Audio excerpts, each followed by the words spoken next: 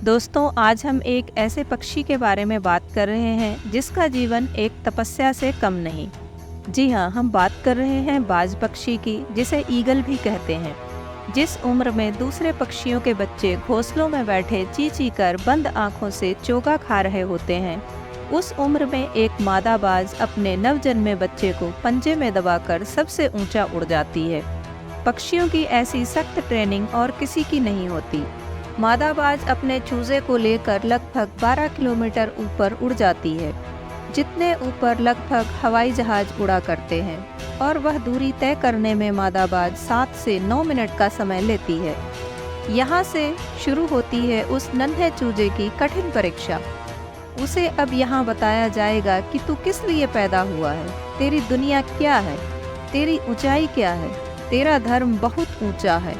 और फिर मादा बाज उसे अपने पंजों से छोड़ देती है। धरती की ओर ऊपर से नीचे आते वक्त लगभग 2 किलोमीटर उस चूजे को पता ही नहीं होता कि उसके साथ क्या हो रहा है।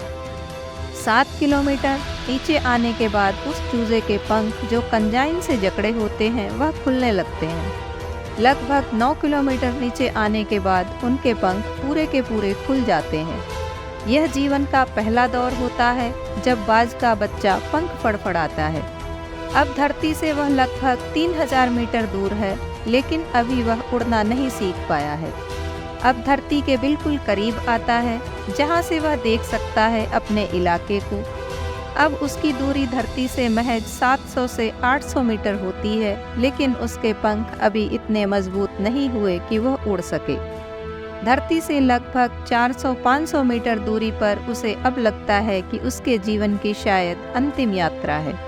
फिर अचानक से एक पंजा उसे आकर अपनी गिरफ्त में ले लेता है और अपने पंखों के दरमियान समा लेता है।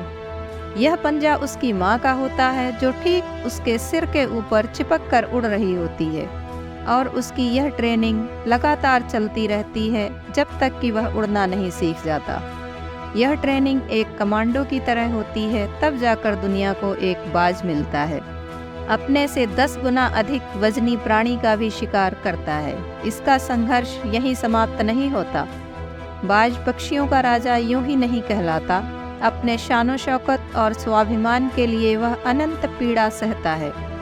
बाज की उम्र 70 साल के लगभग होती है, लेकिन इसके जीवन में मोड़ तब आता है जब यह 40 साल का होता है। इस उम्र के पड़ाव में इसकी चोंच सामने से झुक जाती है और काफ़ी लचीली भी हो जाती है, जिससे वह शिकार नहीं कर पाता। इसके पंख इतने भारी हो जाते हैं कि इसकी छाती से चिपक जाते हैं, जिससे उड़ने में इसे तकलीफ होती है। इसके पैर, जिससे यह झपट्टा मारता है, उसके नाखून टेढ़े हो जाते हैं। अब इसके पास चुनाव होता है कि ये 40 साल के बाद मर जाए, क्योंकि यह उड़ नहीं सकता, शिकार नहीं कर सकता, पंख भारी हो गए, उड़ने में दिक्कत है, शिकार पकड़ नहीं सकता क्योंकि पैर के नाखून खराब हो गए हैं। अब 40 की उम्र में बाज मरने का चुनाव कर सकता है, पर बाज ऐसा नहीं करता। उम्र के इस पड़ाव पर बाज अपने इलाके की सबसे ऊंची चोटी पे चला जाता है और अपनी चोंच को पत्थर पर मार मार के लहूलुहान कर लेता है। बाज इस दौरान अनंत पीड़ा से कराह रहा होता है, पर वह पीड़ा सहता है और अंत में अपनी चोंच को तोड़ देता है। यही कहानी उसके पैरों के नाखूनों की होती है। वह अपने नाखूनों को पत्थर पर रगड़ रगड़ कर उन्हें भी तोड़ देता है। अंततः बाज को अपनी तपस्या का फल मिलता है और प्रकृति उसकी चोंच और नाखून फिर से वरदान स्वरूप उसे लौटा देती है। कहानी यहीं खत्म नहीं होती। अब बारी उसके भारी पंखों की होती है। अपने नए चोंच से बाज अपने ही पंखों को नोच नोच कर जिस्म से अलग कर देता है। पीड़ा इतनी कि कोई जीव अपने प्राण त्याग दे, पर इतनी पीड़ा न सहे। पर बाज अपने स्वाभिमान के लिए वह सब सह सकता है। करीब 6 महीने बाद नए पंखों स्वरूप एक नया जीवन मिलता है, और फिर वह अपनी बाकी की जिंदगी उसी शानो शौकत से जीता है। हिंदी में कहावत है, बाज के बच्चे मुंडेरों पर नहीं उड़ते। गुरु गोविंद सिंह जी के पास बाज पक्षी होने का मुख्य कारण यही रहा होगा, जो कि इंसानियत के लिए एक सीख भी है कि इंसान का जीवन कैसा होना चाहिए, यानी बाज जैसा जुझारू। बाज में पहला गुण, बाज की फितरत में गुलामी नहीं होती। आप उसे कभी गुलाम नहीं रख सकते, क्योंकि बाज या तो पिंजरा तोड़ देगा या मर जाएगा।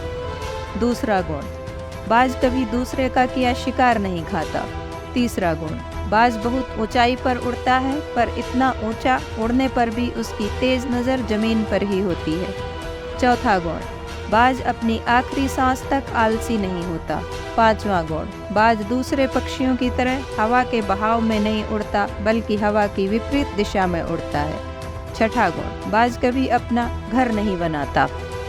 आज के समय के अनंत सुख सुविधाओं की आदत व माता पिता के बेहिसाब लाड प्यार ने मिलकर अपने बच्चों को ब्रॉयलर मुर्गे के जैसा बना दिया है, जिसके पास मजबूत टांगे तो हैं पर चल नहीं सकता, वजनदार पंख तो हैं पर उड़ नहीं सकता, क्योंकि गमले के पौधे और ज़मीन के पौधे में बहुत फ़र्क होता है।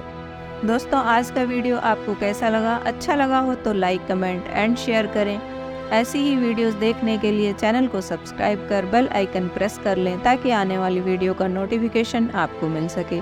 मैं आपसे फिर मिलती हूँ किसी अन्य कहानी या जानकारी के साथ। तब तक खुश रहें, खुशियाँ बांटें, अपनों का साथ और प्यार आपको हमेशा मिलता रहे।